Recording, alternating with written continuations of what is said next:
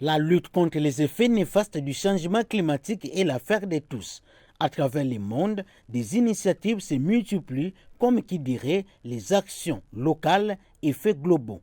C'est pour répondre à ces rendez-vous que les réseaux des organisations des droits humains et d'éducation civique d'inspiration chrétienne, RODESIC, accompagnent les réseaux ecclésiastiques de la forêt du bassin du Congo REBAC Junior dans ces initiatives de promouvoir une cuisson propre pour lutter contre la déforestation par la mise en place des bras zéros économiques.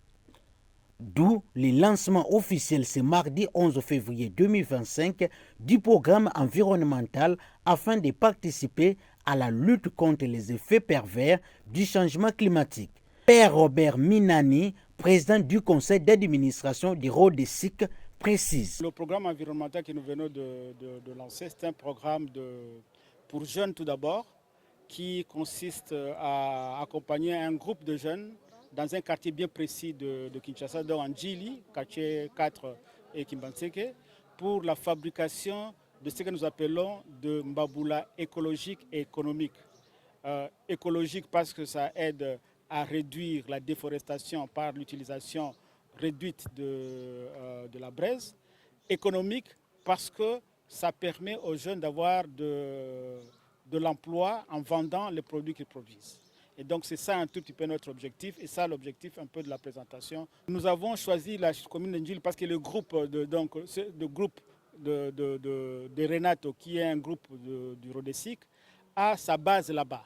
Ils ont la base à la paroisse Sainte-Agnès et donc il était important de bien circonscrire le lieu de l'utilisation du projet pour être en mesure de vérifier au fur et à mesure l'impact que ça va avoir dans les milieux qu'on a eu. Donc on a commencé à pouvoir faire une enquête sur combien de foyers utilisent les foyers améliorés. Et à la fin de notre projet, donc le projet des jeunes qui sont en train de faire, ils vont refaire l'enquête pour voir s'il y a eu une augmentation de combien de foyers qui utilisent aujourd'hui le foyer amélioré.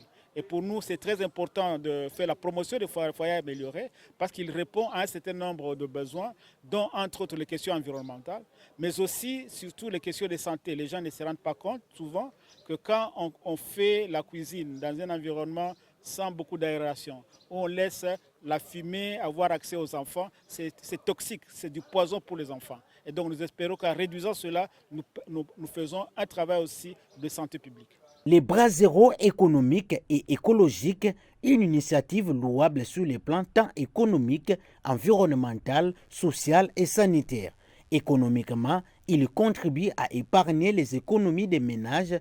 Socialement, il contribue à la création des emplois et à la réduction de la pauvreté, tandis qu'écologiquement, ces dispositifs luttent contre l'utilisation excessive des charbons de bois et par ricochet à la destruction des forêts. Sur le plan sanitaire, l'utilisation de ces bras zéro épargne les ménages contre les maladies respiratoires. Ces projets, d'abord, nous allons parler de l'impact social. Sur le plan social, nous allons parler aussi de la maladie là-dedans qui doit être réduite, de la maladie comme la maladie pulmonaire. Et puis, sur le plan économique aussi, vous voyez, souvent ce sont les mamans qui utilisent les mbabola. Nous, les mamans, nous utilisons les mbabola. Et ça permet à réduire aussi l'argent dépensé par mois pour acheter les braises. Mais en même temps, ça aide aussi pour ceux qui vendent, je dis pour les jeunes entrepreneurs, de se prendre en charge. Au moment où j'économise, moi, la maman, à la maison, papa, j'économise mes macales à la maison, ça veut dire que j'économise quelque part dans la zone. Parce que ça va empêcher que quand nous économisons avec les mbabola ici, quand nous utilisons les mbabola écologiques, nous diminuons ça veut dire nous sommes dans la diminution des consommations des braises, ce qui entraîne la diminution des arbres coupés dans la forêt, je ne sais pas, tout autour ici, à l'équateur ou partout, là où proviennent les macales. Des initiatives inspirantes comme celle-ci contribuent un tant soit peu à la conservation des écosystèmes forestiers de l'Afrique centrale, à la protection de la santé de la population et à la création des emplois.